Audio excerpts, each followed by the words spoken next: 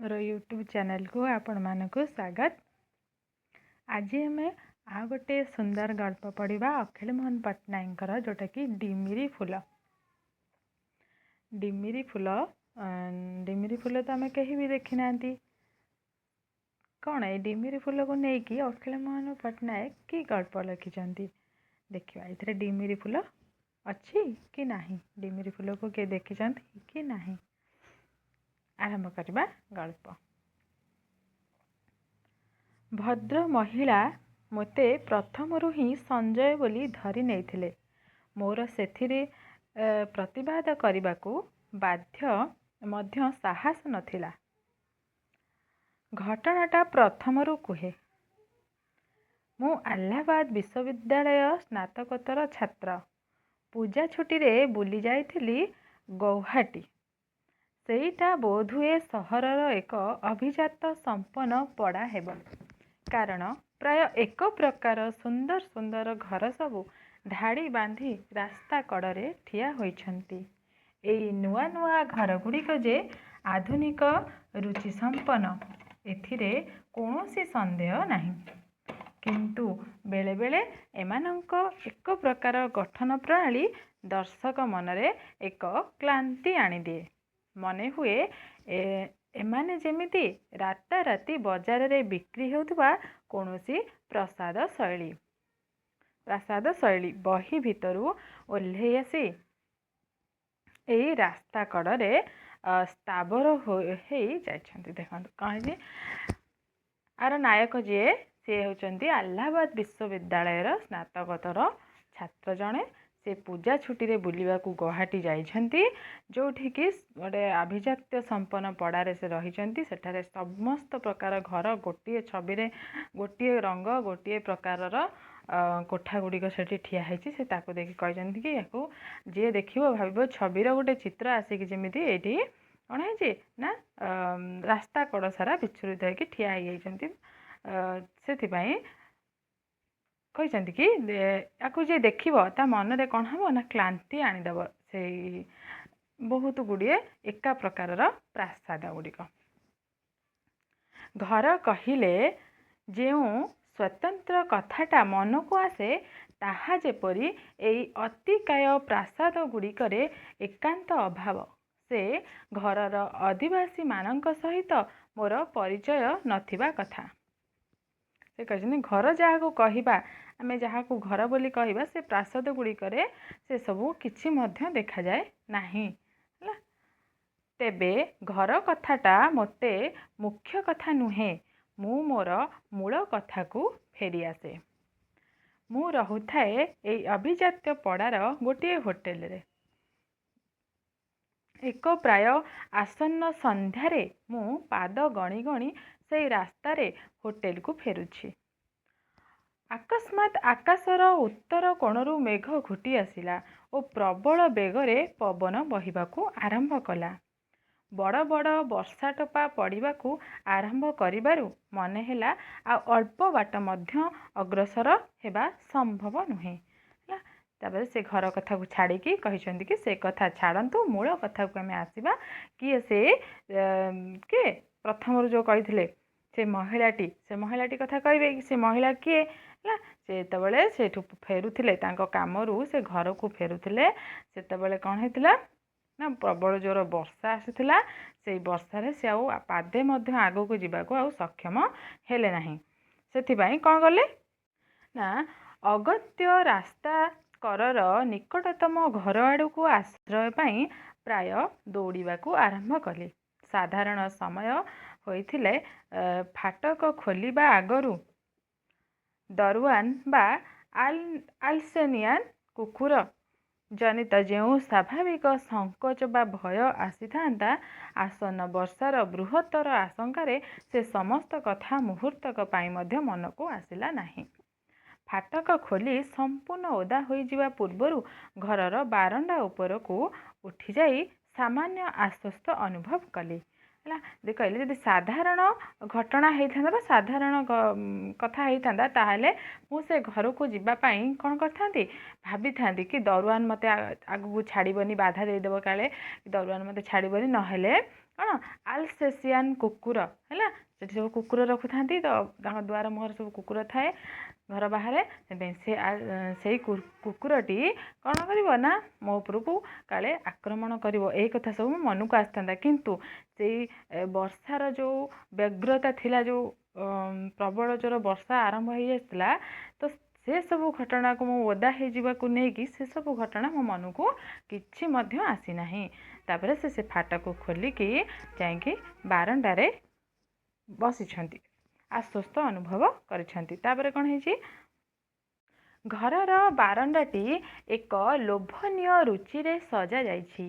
ମସୃଣ ପ୍ରଶସ୍ତ ମୋଜାଇକ୍ର ମେଜିଆ ଉପରେ 4 ଖଣ୍ଡ ବେତବୁଣା ବାସ୍କେଟ୍ ଚୌକି, କାନ୍ଥରେ ପାଲିସ୍ କରା ଶାଗୁଆନ କାଠର ନାମ ଫଳକ, ତଳକୁ ଛୋଟ ଗୋଟିଏ ଚିଠି ବାକ୍ସ। ଦକ୍ଷିଣ ପଟର ସିମେଣ୍ଟ ଜାଲି ଉପରେ ଘର ରାଧାତମାଳ ଲତା ଲଟେଇ ପଡ଼ିଛି। ରାଧାତମାଳ ଲତା। କିଛି ପୋର୍ସିଲେଟର କୁଣ୍ଡରେ ଛୋଟ ଛୋଟ କେତୋଟି ଦୁଷ୍ପ୍ରାପ୍ୟ କାକ୍ଟସ୍ ଫୁଲ।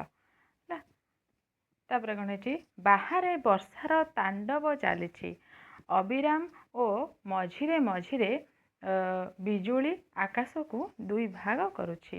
କିନ୍ତୁ ଆଶ୍ଚର୍ଯ୍ୟ, ଏତେ ବଡ଼ ଘରଟାରେ କେହି ଲୋକ ଥିଲା ପରି ମନେ ହେଉନାହିଁ। ସେ ଜଣଙ୍କ ଘରେ ଯାଇ ଆଶ୍ରୟ ନେଇଛନ୍ତି, ସେ ଘରର ସେ ଯେଉଁ ବାରଣ୍ଡାକୁ ଯାଇଛନ୍ତି, ସେ ବାରଣ୍ଡା କେମିତି ସଜା ହେଇଛି ତାକୁ କହିଛନ୍ତି, ଆଉ ଭାବିଛନ୍ତି କି ଘରେ ଏତେ ବଡ଼ ଘରଟି, ଏଥିରେ କ'ଣ କେହି ନାହାନ୍ତି। ଏହିପରି ପରିସ୍ଥିତିରେ ରେଡ଼ିଓ ବା କାଚ ବାସନର ଶବ୍ଦ ଶୁଣାଯିବା ସଙ୍ଗତ ନହେଲେ ମଧ୍ୟ ଘରର କବାଟ ଝରକା ବନ୍ଦ କରାଯିବା ପାଇଁ ଅନ୍ତତଃ ତତ୍ପରତା ଦେଖାଯିବା ଉଚିତ। କିନ୍ତୁ କିଛି ହେଲେ ଶବ୍ଦ ଶୁଣିବାକୁ ମିଳେ ନା। ହେଲା, ସେ ଚିନ୍ତା କରିଛନ୍ତି କି ଯଦି ବା କାଚ ବାସନ ଏଇର ଶବ୍ଦ, ରେଡ଼ିଓ ଟିଭି ଏଇର ଶବ୍ଦ ସବୁ ଶୁଭାଯିବା କଥା, ଯଦିଓ ସେଇଟା ନ ଶୁଭିଛି ତ ବର୍ଷା ଆସିଲାଣି, ଘର କବାଟ ଝରକା ବନ୍ଦ କରିବାର ବ୍ୟଗ୍ରତା ତ ଦେଖାଯିବା କଥା, କିନ୍ତୁ ସେତକ ବି ଦେଖାଯାଉନାହିଁ। ହେଲା, କିନ୍ତୁ କିଛି ହେଲେ ଶବ୍ଦ ଶୁଣିବାକୁ ମିଳେ ନା। ଉତ୍ତାଳ ପବନରେ ସଦର ଦରଜାର ଝିନ୍ନ ପର୍ଦ୍ଦା କନା ଗୋଡ଼ ହାତ ଲମ୍ବେଇ ଚିତ୍ ହୋଇ ଆନନ୍ଦରେ ଉଡ଼ୁଛି ଏବଂ ତା ଭିତର ଦେଇ ଦେଖି ହେଉଛି ଯେ ଡ୍ରଇଂ ରୁମ୍ରେ କିଛି ପତ୍ର ପତ୍ରିକା ମଧ୍ୟ ଘର ଭିତରେ ଉଡ଼ି ବୁଲୁଛନ୍ତି। ଯେ କେହି ଲୋକ କେବଳ ଶବ୍ଦ ଶୁଣି ମନେ କରନ୍ତା ସେ ଘର ଭିତରେ ଯେପରି ଅନେକ ଗୁଡ଼ିଏ ପାରା ବାହାରକୁ ବାହାରିବାର ନିଷ୍ଫଳ ଚେଷ୍ଟାରେ ଡେଣା ପିଟୁଛନ୍ତି। ହେଲା, ସେ ଘରର ଦୃଶ୍ୟ କେମିତି ହେଇଛି ସେଇଟାକୁ କହିଛନ୍ତି କି କେହି ମଧ୍ୟ ଆସିନାହାନ୍ତି ଝରକା କବାଟ ଦେବା ନେଇ। ଝରକାର ଯେଉଁ ପରଦା ଗୁଡ଼ିକ ଲାଗିଥାଏ ସେ ସବୁ ଚିତ୍ପଟାଙ୍ଗ ହେଇକି ସବୁ ଉଡ଼ୁଛନ୍ତି, କନା ଉଡ଼ୁଛନ୍ତି। ଘର ଭିତର ବାହାରଟି କ'ଣ ହେଇଛି ନା, କାଗଜପତ୍ର ଗୁଡ଼ିକ ଏମିତି ଉଡ଼ୁଛି ଯେମିତି ଲାଗୁଛି କିଛି ଚଢ଼େଇ ଗୁଡ଼ିକ ଯେମିତି ନିଷ୍ଫଳ ଚେଷ୍ଟା କରୁଛନ୍ତି ଉଡ଼ିକିରି ବାହାରକୁ ଆସିବା ପାଇଁ, କିନ୍ତୁ ଆସିପାରୁନାହାନ୍ତି। ସେହିପରି କିଛି ଦୃଶ୍ୟ ଥିଲା ଘରର ଭିତରର।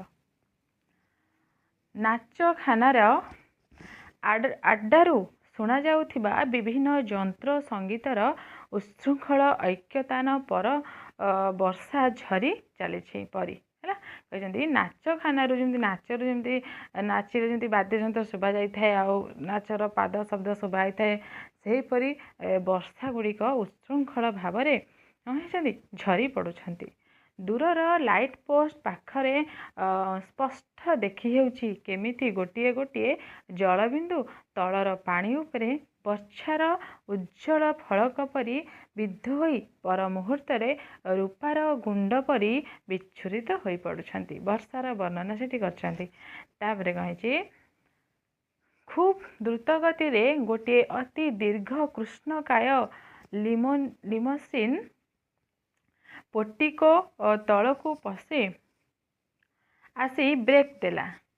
ଗାଡ଼ି ପୋର୍ଟିକୋ ତଳେ ନିଶ୍ଚଳ ହୋଇଯିବା ପରେ ମଧ୍ୟ ତାର ଉଜ୍ଜ୍ୱଳ ଆଲୁଅ ଦୁଇଟା ତଥାପି ଜଳୁଥିଲା ଓ ସେଇ ଆଲୁଅ ମୋ ଉପରେ ପଡ଼ି ମୋର ସମସ୍ତ ବ୍ୟକ୍ତିତ୍ୱକୁ ଲାଞ୍ଛିତ କରୁଥିଲା। ପ୍ରତି ମୁହୂର୍ତ୍ତରେ ମୋର ମନେ ହେଲା ମୁଁ ଯେପରି ଜଙ୍ଗଲରେ ପଥଭ୍ରଷ୍ଟ ହୋଇଥିବା ସେଇ କଟୁଆଳ ପୁତ୍ର, ଯିଏ ଏକ ନିଶ୍ଚିତ ଆଶ୍ରୟର ସନ୍ଧାନରେ ପ୍ରତାରିତ ହୋଇ ଦୈତ୍ୟର ଗୁମ୍ଫାରେ ଆଶ୍ରୟ ନେଇଛି। ହେଲା, ନିଜକୁ ସେ ଅନୁଭବ କରିଛନ୍ତି କି ସେ ଗାଡ଼ି ଆଲୁଅଟି, ସେ ଗାଡ଼ିଟି ଆସିଲା, ସେଠି ଅଟକିଗଲା, ଆଉ ଗାଡ଼ି ଅଟକିବା ସହିତ ମଧ୍ୟ ଅଟକିବା ସତ୍ତ୍ୱେ ମଧ୍ୟ କ'ଣ ହେଇଛି, ଲାଇଟ୍ ବନ୍ଦ ହେଇନି, ସେ ଲାଇଟ୍ଟି ମୋରି ଉପରେ ପଡ଼ୁଛି। ଯେମିତି ମୋତେ ଲାଗୁଛି କି ମୁଁ ହଜିଯାଇଥିବା ସେ ଜଙ୍ଗଲର ଗୋଟେ ପଥଭ୍ରଷ୍ଟ କଟୁଆଳର ପୁତ୍ର, ହେଲା, ଯାହାକୁ କି ଯିଏକି ନିଶ୍ଚିନ୍ତ ଆଶ୍ରୟର ସନ୍ଧାନରେ, ହେଲା, ପ୍ରତାରିତ ହେଇକି ଦୈତ୍ୟର ଗୁମ୍ଫା, ରାକ୍ଷସର ଗୋଟେ ଗୁମ୍ଫାରେ ଆସିକି ଯେମିତି ଆଶ୍ରୟ ନେଇଯାଇଛି କି, ହେଲା, ସେହିପରି ତାଙ୍କୁ ଲାଗିଛି। ଆଲୁଅ ଲିଭିଗଲା ଓ ଅନ୍ଧକାର ମୁଖ ବ୍ୟାଦନ କରି ସମଗ୍ର ପରିବେଶଟିକୁ ମୁହୂର୍ତ୍ତକ ମଧ୍ୟରେ ଗିଳିନେଲା। ଗାଡ଼ି ଭିତରୁ ଗୋଟିଏ ଉତ୍କଣ୍ଠିତା ନାରୀ କଣ୍ଠ ବେଶ୍ ଜୋରରେ କହି ଉଠିଲା, ଆରେ ତମେ ସଞ୍ଜୟ? ଏଠି ସେ ଗୋଟେ ଚରିତ୍ରର ନାଁ ଆସିଲା, ଆରେ ତୁମେ ସଞ୍ଜୟ। ଏବଂ ତାପରେ ଯେଉଁ ନାରୀ ଗାଡ଼ିରୁ ଓହ୍ଲାଇ ଆସି ଏକ ମଧୁର ଉଚ୍ଚ ଆକର୍ଷଣରେ ମୋତେ ଘର ଭିତରକୁ ନେଇଗଲେ, ତାକୁ ମୁଁ ଆଲୁଅରେ ପ୍ରଥମ ଥର ପାଇଁ ଦେଖିଲି। ହେଲା, ସେ କ'ଣ କଲେ, ସେ ଯେଉଁ ମହିଳାଟି ସେ କାର୍ରୁ ଓହ୍ଲାଇଲେ, ସେ ତାଙ୍କୁ ଦେଖିକି ହଠାତ୍ କ'ଣ ହେଲା, କହିଲେ କି ଆରେ ତମେ ସଞ୍ଜୟ, ତାକୁ କହିକି ତାଙ୍କ ଘର ଭିତରକୁ ନେଇଯାଇଛନ୍ତି। କିନ୍ତୁ ସେଇ ଲୋକଟି ସେ ପ୍ରଥମ ଥର ହିଁ ସେଇ ମହିଳାଟିକୁ ଦେଖୁଛି। ହେଲା, ଭଦ୍ର ମହିଳାଙ୍କର ବୟସ ପ୍ରାୟ 40 ପାଖାପାଖି, କିନ୍ତୁ ତାଙ୍କର ସ୍ୱାସ୍ଥ୍ୟ ଓ ସୌନ୍ଦର୍ଯ୍ୟ ଅତୁଟ ରଖିବାକୁ ଯେ ସେ ଖୁବ୍ ଯତ୍ନବାନ, ଏଥିରେ ସନ୍ଦେହର ଅବକାଶ ନାହିଁ।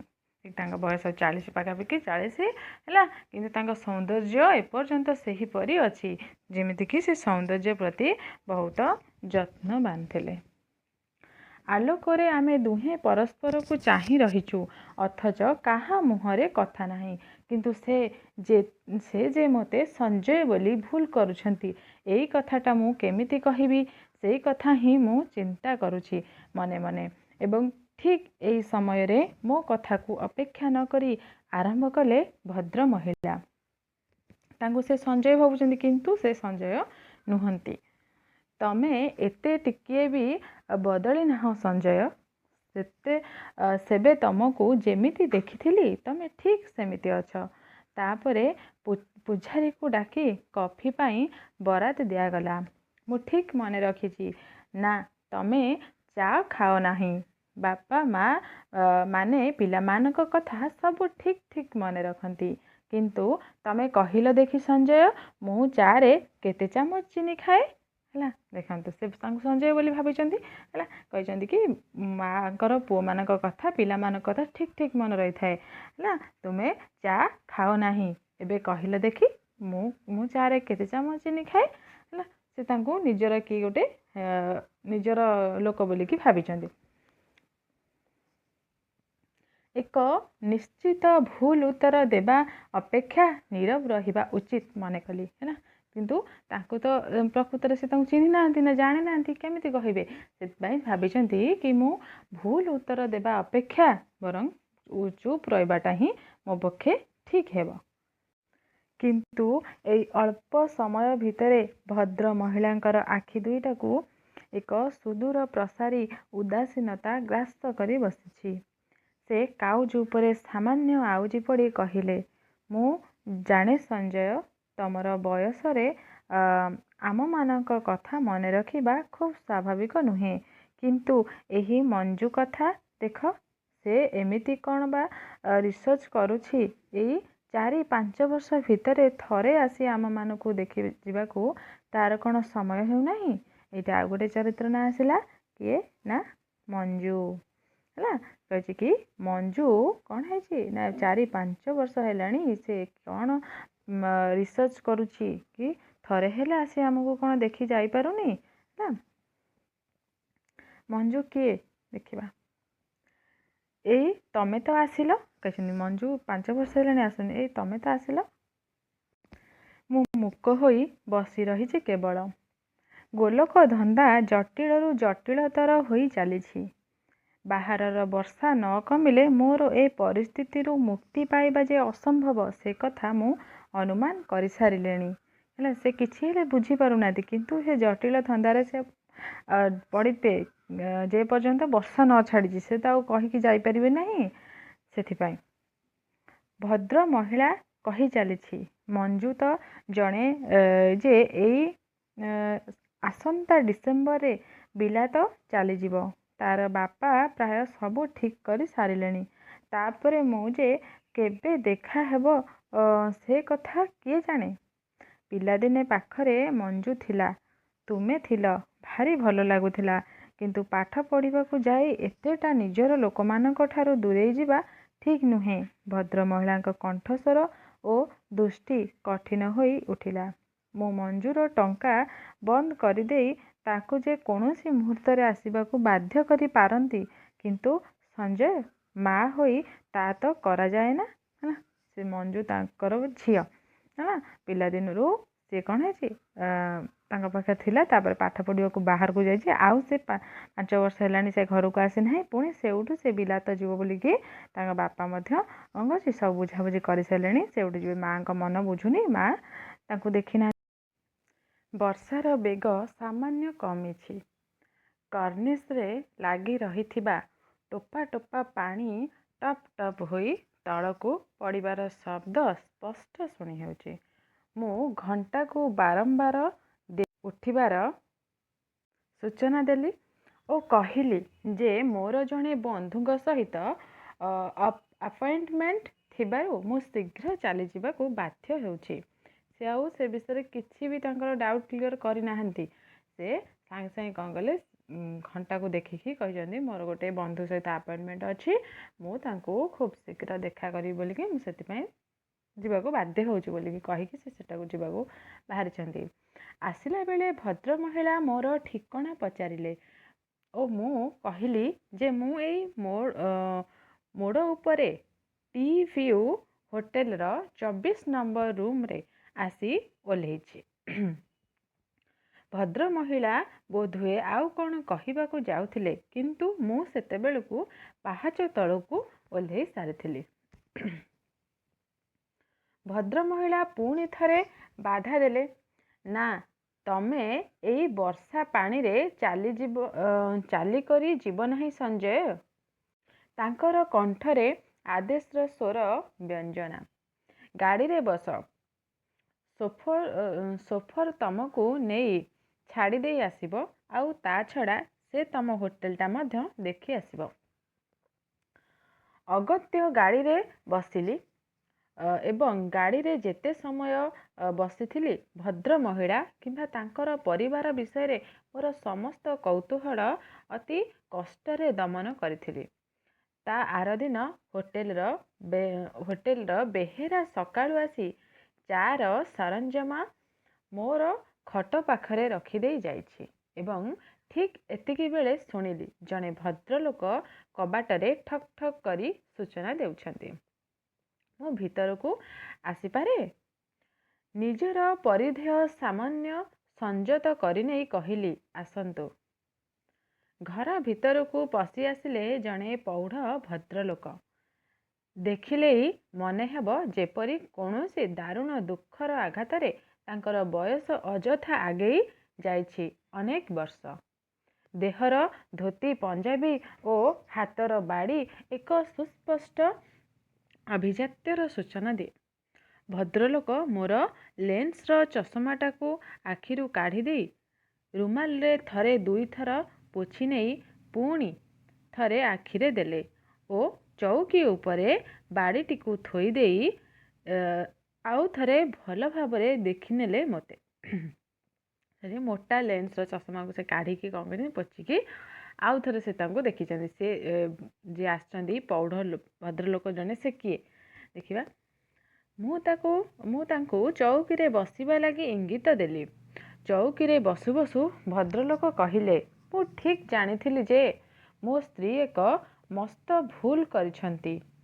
ହଁ, ତମେ କାଲି ସନ୍ଧ୍ୟାରେ ଯେଉଁ ବଙ୍ଗଳାରେ ବର୍ଷା ବେଳେ ଆଶ୍ରୟ ନେଇଥିଲ, ସେଟା ମୋର ଘର ଓ ସେ ମୋ ସ୍ତ୍ରୀ। ଆଜି ସକାଳେ ସେ ମୋତେ ପ୍ରାୟ ଜୋର କରି ପଠେଇଲେ। ସେ ସ୍ଥିର ନିଶ୍ଚିନ୍ତ ଯେ ତମେ ହେଉଛ ସଞ୍ଜୟ। ସେ ହେଉଛନ୍ତି ସେ ଭଦ୍ର ମହିଳାଙ୍କର ଇଏ ହେଉଛନ୍ତି ତାଙ୍କ ସ୍ୱାମୀ ହେଲା। ମୁଁ କ୍ଷମା ମାଗିବାର ଭଙ୍ଗୀରେ କହିଲି, ଦେଖନ୍ତୁ ମୋ ନାଁ ଅଶୋକ। ମୁଁ କାଲି ସନ୍ଧ୍ୟାର ପରିସ୍ଥିତି ପାଇଁ ସତରେ ଲଜ୍ଜିତ, କିନ୍ତୁ କେଜାଣି କାହିଁକି ଆପଣଙ୍କ ସ୍ତ୍ରୀଙ୍କର ସ୍ନେହର ଅତି ଶଯ୍ୟାରେ ମୁଁ ମୁହଁ ଖୋଲି କହିପାରିଲି ନାହିଁ ଯେ ମୁଁ ସଞ୍ଜୟ ନୁହେଁ। ଭଦ୍ରଲୋକ କହିଲେ, ମୁଁ ମାନୁଛି ସଞ୍ଜୟ, ଗଠନ ସହିତ ତମର ଅନେକ ଆଶ୍ଚର୍ଯ୍ୟ ସାମଞ୍ଜସ୍ୟ ଅଛି। ସେ କହିଲେ କି ମୁଁ ମାନୁଛି ସଞ୍ଜୟଙ୍କର ଗଠନ ସହିତ ତୁମର ଆଶ୍ଚର୍ଯ୍ୟ ପ୍ରକାର ସାମଞ୍ଜସ୍ୟ ରହିଛି। ଖୁବ୍ ନିରୀକ୍ଷଣ କରି ଦେଖିଲେ ହୁଏତ ଜାଣିହେବ ତୁମେ ସଞ୍ଜୟ ନୁହେଁ। ସେ କ'ଣ କହିଛନ୍ତି, ତାଙ୍କର ସ୍ତ୍ରୀ ତାଙ୍କୁ ପଠେଇଛନ୍ତି ୟାଙ୍କ କତିକି ଆସିବା ପାଇଁ। ତାପରେ ଇଏ ଆସିକି ଦେଖୁଛନ୍ତି କି ପ୍ରକୃତରେ ଇଏ ସଞ୍ଜୟ ନୁହନ୍ତି। ତାଙ୍କ ସହିତ ତାଙ୍କର ଗଠନଟି ମିଶି ଯାଉଛି, କିନ୍ତୁ ଅତି ନିରୀକ୍ଷଣ କରି ଦେଖିଲେ ସେ ସଞ୍ଜୟ ନୁହେଁ ବୋଲିକି ସେ ଭଲ ଭାବେ ବାରି ପାରୁଛନ୍ତି କି ସେଇ ଭଦ୍ରଲୋକଟି। ଆଉ ଏଠି ତାଙ୍କ ନାଁ କ'ଣ ଆସିଛି? ତାଙ୍କ ନାଁ ଆସିଛି ଅଶୋକ ବୋଲିକି। ଇଏ ପ୍ରକୃତରେ ହେଉଛନ୍ତି କିଏ ନା ଅଶୋକ, ଯାହାକୁ କି ସେଇ ଭଦ୍ର ମହିଳାଟି ଭାବି ନେଇଛନ୍ତି ସେ ହେଉଛନ୍ତି ସଞ୍ଜୟ ବୋଲି। ତେବେ ଏଥିରେ ତମର କ୍ଷମା ମାଗିବା ବା ଲଜ୍ଜିତ ହେବାର କୌଣସି କାରଣ ନାହିଁ। ଅଶୋକ, ଏଟା ନିୟତିର ଏକ ନିଷ୍ଠୁର ପରିହାସ। ଦିନେ ମୋର ଝିଅ ମଞ୍ଜୁଶ୍ରୀ ସହିତ ସଞ୍ଜୟର ବିବାହ ପ୍ରାୟ ସ୍ଥିର ହୋଇ ଯାଇଥିଲା, କିନ୍ତୁ ତା ତ ଆଉ ସମ୍ଭବ ହେଲା ନାହିଁ। ଭଦ୍ରଲୋକଙ୍କର କଣ୍ଠ ବାଷ୍ପରୁଦ୍ଧ ହୋଇଯାଉଥିଲା ଓ ସେ ସ୍ଥିର ଚକ୍ଷୁରେ ଟିପୟର ଗୋଟିଏ ନିର୍ଦ୍ଦିଷ୍ଟ ବିନ୍ଦୁକୁ ଚାହିଁ ବସି ରହିଲେ। ମୁଁ ୟା ଭିତରେ କପେ ଚା ତିଆରି କରି ଭଦ୍ରଲୋକଙ୍କ ଆଡ଼କୁ ଆଗେଇ ଦେଲି। ଠିକ୍ ପୂର୍ବପରି ଅନ୍ୟମନସ୍କ ଚା କପ୍କୁ ଓଟ ପାଖକୁ ନଉ ନଉ ସେ କହିଲେ, ସେ କଥା ତମକୁ କହି ଲାଭ ନାହିଁ।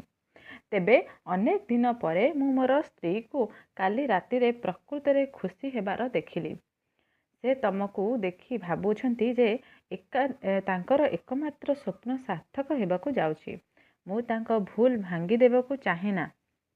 ଏକ ନିରାପରାଧ ଭ୍ରମର ବିନିମୟରେ ଯଦି ସେ ତାଙ୍କର ଅବଶିଷ୍ଟ ଜୀବନ ଆନନ୍ଦରେ କଟାଇ ପାରନ୍ତି, ତାହେଲେ ତାଠାରୁ ଆଉ ଅଧିକ କ'ଣ ହୋଇପାରେ? ହେଲା, ତାଙ୍କ ସ୍ୱାମୀ ଜାଣିଛନ୍ତି ଭ୍ରମରେ ଅଛନ୍ତି, ଏ ସଞ୍ଜୟ ନୁହଁ, ତାଙ୍କୁ ସେ ତାଙ୍କ ସ୍ତ୍ରୀ ସଞ୍ଜୟ ବୋଲିକି ମାନି ନେଇଛନ୍ତି ଅଶୋକକୁ। କିନ୍ତୁ ସେ ତାଙ୍କର ସେ ଭ୍ରମକୁ ଭାଙ୍ଗି ଦେବାକୁ, ଭ୍ରମ ଦୂର କରିବାକୁ ମଧ୍ୟ ସେ ଚାହିଁନାହାନ୍ତି, କାରଣ ତାଙ୍କ ସ୍ତ୍ରୀ କେତେ ଦିନ ପରେ ସଞ୍ଜୟଙ୍କୁ ମାନେ ଅଶୋକଙ୍କୁ ଦେଖିକି ବହୁତ ଖୁସି ହେଇଛନ୍ତି ହେଲା। ତାପରେ କ'ଣ ହେଇଛି, ଏତିକି କହି ଭଦ୍ର ବ୍ୟକ୍ତି ପୁଣି ଥରେ ନୀରବ ହେଲେ। ସେ ଯେପରି ସମସ୍ତ କଥା କେବଳ ମନେ ମନେ ନିଜକୁ ହିଁ କହୁଥିଲେ। ଆଖିରୁ ମୋଟା ଲେନ୍ସର ଚଷମାଟା କାଢ଼ି ନେଇ ରୁମାଲରେ ଆଖି ପୋଛୁ ପୋଛୁ ସେ ପୁଣି ଆରମ୍ଭ କଲେ, ତମେ ବୟସରେ ମୋ ପୁଅ ପରି। ତମକୁ ମୁଁ ଅଶୋକ ବୋଲି ନା ଭୁଲ କହିଲି, ତମକୁ ମୁଁ ସଞ୍ଜୟ ବୋଲି ହିଁ ଡାକିବି। କୌଣସି ଅସତର୍କ ମୁହୂର୍ତ୍ତରେ ଧରା ପଡ଼ିଯାଇ ମୁଁ ମୋ ସ୍ତ୍ରୀଙ୍କ ମଧୁର ଭ୍ରମ ଭାଙ୍ଗି ଦେବାକୁ ଚାହେଁନି ହେଲା। ସେ ଭାବିଛନ୍ତି କି ମୁଁ ଯଦି ୟାଙ୍କୁ ଅଶୋକ ବୋଲି ଡାକିବି, ତାହେଲେ ତାଙ୍କ ସ୍ତ୍ରୀଙ୍କ ଆଗରେ ବି ସେ କେବେ ବି ତାଙ୍କ ପାଟିରୁ ବାହାରି ଯାଇପାରେ ଅଶୋକ ବୋଲି। ସେଥିପାଇଁ ତାଙ୍କ ସ୍ତ୍ରୀଙ୍କର କ'ଣ, ସେ ଯେଉଁ ମନରେ ଯେଉଁ ଭ୍ରମ ନେଇକି ସେ ଯେଉଁ ଖୁସି ହେଉଛନ୍ତି ସେଇଟା ତାଙ୍କର ଭାଙ୍ଗିଯିବ, ସେ ସେଇଟା ଚାହାନ୍ତିନି। ଶୁଣ ସଞ୍ଜୟ, ଆଜିଠାରୁ ଏ ପରିବାରରେ ତମର ଏକମାତ୍ର ପରିଚୟ ସଞ୍ଜୟ। ଆଉ ତମ ପାଖରେ ମୋର ଗୋଟିଏ ମାତ୍ର ଭିକ୍ଷା ନୁହେଁ ଦାବୀ, ତମକୁ ମଝିରେ ମଝିରେ ଆସିବାକୁ ପଡ଼ିବ ଏଠିକି। ମୋର ଅର୍ଥର ଅଭାବ କେବେ ନଥିଲା, ଏବେ ବି ନାହିଁ। ତେବେ ଯାହା ଅଭାବ ରହିଯାଇଛି ତାକୁ କେବଳ ତମେ ହିଁ ପୂରଣ କରିପାରିବ। ଭଦ୍ର ବ୍ୟକ୍ତିଙ୍କ ସ୍ୱରର କାତରତା ବର୍ଣ୍ଣନାର ଅତୀତ। ତମେ କଥା ଦିଅ ସଞ୍ଜୟ, ତମର ସମସ୍ତ ଅସୁବିଧା ସତ୍ତ୍ୱେ ବି ତମେ ମଝିରେ ମଝିରେ ଆସି ସଞ୍ଜୟର ଅଭିନୟ କରିବ ହେଲା। ତାଙ୍କ ସ୍ୱାମୀ ଆସିଛନ୍ତି ଅଶୋକଙ୍କୁ କହିବାକୁ କି ତୁମେ ସେଇ ସଞ୍ଜୟ ହେଇକରି ହିଁ ରୁହ, ଆଉ ମଝିରେ ମଝିରେ ଆସିକି ତୁମେ ଅଭିନୟ କରିକି ଯାଅ ମୋ ସ୍ତ୍ରୀଙ୍କ ଆଗରେ, ଯେମିତି ସେ ଟିକେ ଖୁସି ହେଇପାରିବେ। ମୁଁ ସତରେ ବିଚଳିତ ହୋଇ ପଡ଼ିଥିଲି। କହିଲି, ମୁଁ କଥା ଦେଉଛି ଆସିବି, ଆପଣ ନିଶ୍ଚିନ୍ତ ରହିପାରନ୍ତି। ହେଲା, ସେ ବିଚଳିତ ହୋଇଥିଲେ ମଧ୍ୟ ମନା ନ କରିପାରି ସେ ତାଙ୍କୁ କଥା ଦେଇଛନ୍ତି, ହଁ ମୁଁ ନିଶ୍ଚୟ ଆସିବି ବୋଲିକି। ଭଦ୍ର ଲୋକଙ୍କ ଛାତି ଉପରୁ ଗୋଟିଏ ମସ୍ତ ଓଜନଦାର ପଥର ଓହ୍ଲାଇଗଲା ଯେମିତି। ହଁ, ମୁଁ ଶୁଣିଲି ତମେ ଆଜି ସନ୍ଧ୍ୟା ପ୍ଲେନ୍ରେ ଦିଲ୍ଲୀ ଯାଉଛ। ମୋର ସ୍ତ୍ରୀ ମଞ୍ଜୁଶ୍ରୀ ପାଇଁ କିଛି ଜିନିଷ ପଠାଇବେ। ଆମେ ଦୁଇ ଜଣ ଯାକ ଏୟାରପୋର୍ଟରେ ତମକୁ ଦେଖା କରିବାକୁ ଆଉ ତମର ସମୟ ନଷ୍ଟ କରିବି ନାହିଁ। ମୁଁ ଚାଲିଲି। ହେଲା, ସେ କହିଛନ୍ତି ତୁମେ ଦିଲ୍ଲୀ ଯାଉଛ, ଆମେ ଏୟାରପୋର୍ଟକୁ ଆସିବୁ। ତାଙ୍କ ସ୍ତ୍ରୀ ଆଉ ସେ ମଞ୍ଜୁ ପାଇଁ କିଛି ତାଙ୍କ ସ୍ତ୍ରୀ ଜିନିଷ ପଠାଇବେ। ସେ ଭାବୁଛନ୍ତି ତାଙ୍କ ଝିଅ ସଞ୍ଜୟ ସହିତ ବିବାହର ହେଇଥାନ୍ତା, କିନ୍ତୁ ହେଇପାରିନି। ଏବେ ସେ ପଢ଼ାପଢ଼ି କରୁଛନ୍ତି। ସଞ୍ଜୟ ଏବେ ଗଲେ ତାଙ୍କ ଝିଅ ମଞ୍ଜୁଙ୍କ ପାଖକୁ ଯିବ ବୋଲିକି, ସେଥିପାଇଁ ତାଙ୍କ ମାଆ କିଛି ଜିନିଷ ପଠାଇବାକୁ କହିଛନ୍ତି। ଭଦ୍ରଲୋକଙ୍କୁ କିଛି ବାଟ ବଳେଇ ଦେଇ ମୁଁ ମୋର ରୁମ୍କୁ ଫେରିଲି। ଏୟାରପୋର୍ଟ ଲାଉଞ୍ଜରେ ଇତସ୍ତତ ହୋଇ ମନେ ମନେ ଏଇ ରହସ୍ୟମୟ ଦମ୍ପତିକୁ ଖୋଜୁଥିଲି। ସେ ବି ଏୟାରପୋର୍ଟ ଯାଇକି ତାଙ୍କୁ ଖୋଜୁଛନ୍ତି, ସେ କେତେବେଳେ ଆସିବେ ବୋଲିକି। ହଠାତ୍ ଦେଖିଲି ଭଦ୍ରଲୋକ ମୋ କାନ୍ଧ ଉପରେ ମୃଦୁ ଚାପ ଦେଇ କହୁଛନ୍ତି, ହ୍ୟାଲୋ ସଞ୍ଜୟ। ଚମକି ପଡ଼ିଲି। ଦେଖିଲି ତାଙ୍କର ବାହୁଲଗ୍ନା ହୋଇ ଠିଆ ହୋଇଛନ୍ତି ବିଗତ ରାତ୍ରିର ସେହି ସ୍ନେହମୟୀ ନାରୀମୂର୍ତ୍ତି। ଭଦ୍ର ମହିଳା ଗୋଟିଏ ସୁନ୍ଦର ପ୍ୟାକେଟ ମୋ ହାତକୁ ବଢ଼େଇ ଦେଇ ସୁନ୍ଦର ଇଂରାଜୀରେ କହିଲେ, this is for Manju, mind the trouble. ମୁଁ ସମୀହ ହୋଇ ତାଙ୍କ ହାତରୁ ତାକୁ ଗ୍ରହଣ କଲି। ପ୍ୟାକେଟ ଉପରେ ଫେଲ୍ଟ ପେନ୍ସିଲରେ ବଡ଼ ବଡ଼ ଆଞ୍ଚୁଡ଼ା ଅକ୍ଷରରେ କେବଳ 2ଟା ଅକ୍ଷର ଲେଖାଯାଇଥିଲା, ମଞ୍ଜୁ। ଧାତବ କଣ୍ଠରେ ମାଇକ୍ ପ୍ୟାସେଞ୍ଜରମାନଙ୍କୁ ପ୍ଲେନ୍କୁ ଯିବାକୁ ଅନୁରୋଧ କଲା। ମୁଁ ଭଦ୍ରଲୋକଙ୍କୁ ସାମାନ୍ୟ ଦୂରକୁ ଡାକି ନେଇ ଆସ୍ତେ ପଚାରିଲି, ଦେଖନ୍ତୁ, ମୁଁ ତ ମଞ୍ଜୁ ଦେବୀଙ୍କ ଠିକଣା ଜାଣେ ନା, ପ୍ୟାକେଟ ଉପରେ ଲେଖିଦେଲେ ସୁବିଧା ହୁଅନ୍ତା। ମନୁଷ୍ୟର ଆଖି ଏପରି ସ୍ଥିର ନିର୍ଜୀବ ହୋଇ ଯିବାର ଆଗରୁ କେବେ ଦେଖିନାହିଁ। ଠିକ୍ କାଚର ଆଖି ପରି। ତାପରେ ଗୋଟିଏ ପ୍ରଚଣ୍ଡ ଅଟ୍ଟହାସ୍ୟରେ ନୀରବ ଇଙ୍ଗିତରେ ତାଙ୍କର ପୌଢ଼ ଶରୀରଟି ଦୋହଲିଗଲା 2 ଥର। ହେଲା, କ'ଣ ଭାବିଛନ୍ତି? ତ ତାକୁ ଏ କଥା ପଚାରୁଛନ୍ତି ଦୂରକୁ ଡାକି ନେଇକି କି ମୁଁ ତ ତାଙ୍କ ଠିକଣା ଜାଣିନାହିଁ ମଞ୍ଜୁ ଦେବୀଙ୍କର, ତାହେଲେ ମୋତେ ପ୍ୟାକେଟରେ ଲେଖିଦିଅନ୍ତୁ, ସୁବିଧା ହେବ ତାଙ୍କୁ ଦେବା ପାଇଁ। କିନ୍ତୁ ସେ ଲୋକଟି ସେ ଭଦ୍ରଲୋକଟିଙ୍କର ଆଖି କ'ଣ ହେଇଛି, କାଚର ଆଖି ପରି ଛଳ ଛଳ ହେଇଯାଇଛି, ଲୁହ ଭରା ହେଇଯାଇଛି ତାଙ୍କ ଆଖି।